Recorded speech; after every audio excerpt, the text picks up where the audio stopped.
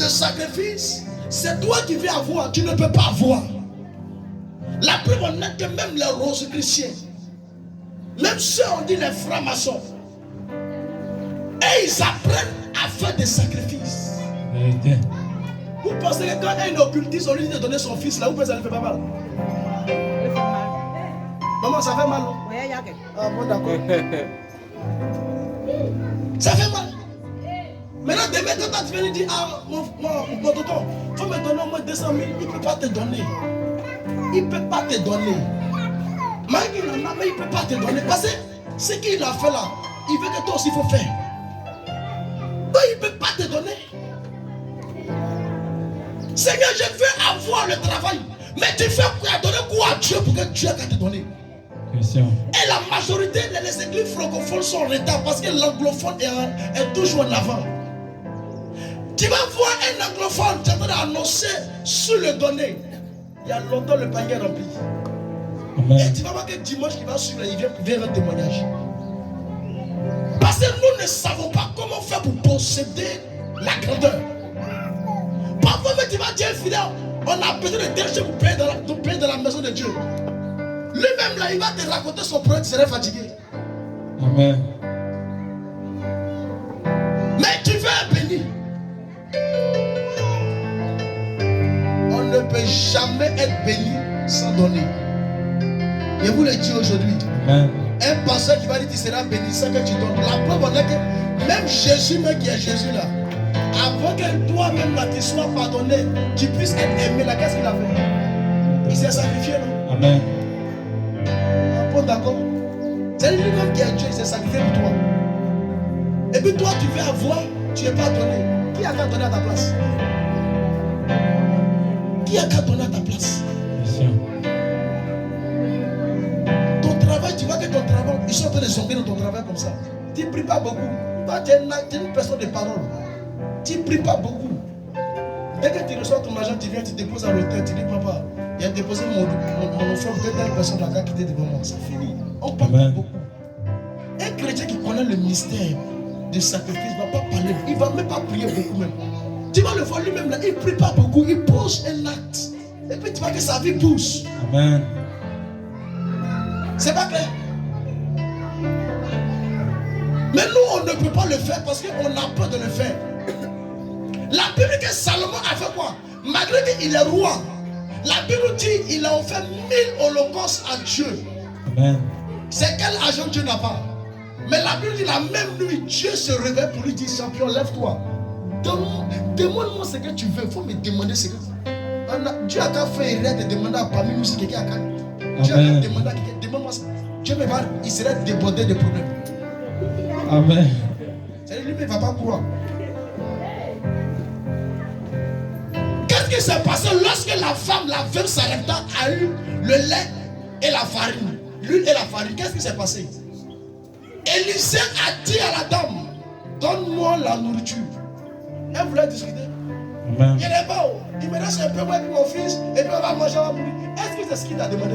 Il n'a pas demandé explication. Il dit, lui veut manger, il l'a fait. Amen. Tu fais ou tu ne fais pas? Maintenant, elle dit, c'est ta parole. Amen. Il faut dire, tu ne fais pas. Tu sais pourquoi il est là?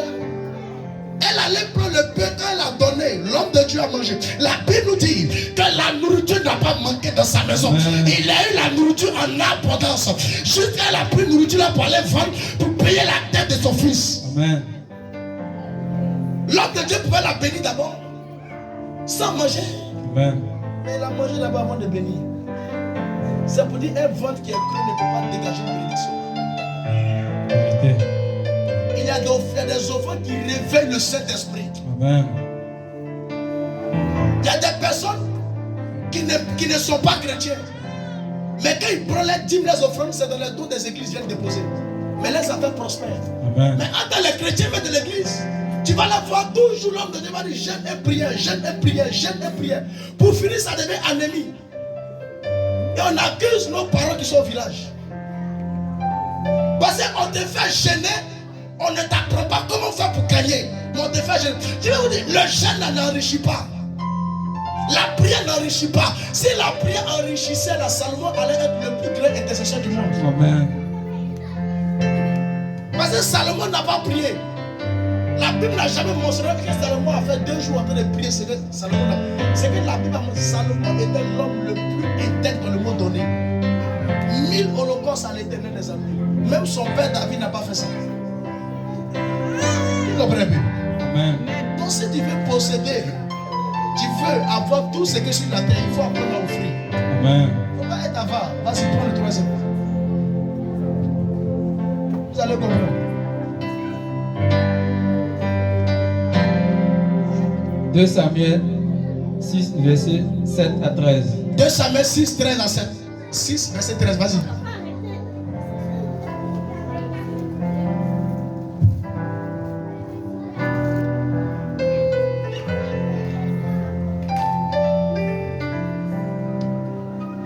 Lorsqu'il fut arrivé, 2 Samuel 6, verset 7 à 13. La colère de l'Éternel s'enflamma contre Uza. Écoutez très bien. La colère de l'Éternel s'enflamma contre Uza. La colère de l'Éternel descendue contre Uza. Uza. Et Dieu le frappa sur place. Et Dieu l'a frappé. C'est un soldat de David. Dieu a frappé sur place. Vous savez pourquoi vous allez entendre? Vas-y. À cause de sa faute. À cause du soldat lui-même, sa faute. Uza mourut là. Et puis vous allez entendre le pourquoi. Est-ce que ça c'est une faute? Vas-y. Près de la hache de Dieu. Il y avait l'alliance, la chair qui était disposée près de l'âge du soldat. Vas-y. David fut irrité. Lorsque Dieu a frappé le soldat, David s'était mis en colère. De ce que l'Éternel avait frappé Uza. Parce que l'Éternel avait frappé le soldat d'un tel châtiment. Vous savez pourquoi? Parce qu'eux ils partaient en guerre et puis l'âge de l'Éternel voulait tomber. C'était sûr, vous voyez, les chariots là, les chevaux là, apportaient l'âge de l'Éternel pour aller en guerre. Maintenant l'âge de l'Éternel qui était sur les chariots était en train de secouer. Donc le soldat qui tenait la chariot en main a mis sa main pour ne pas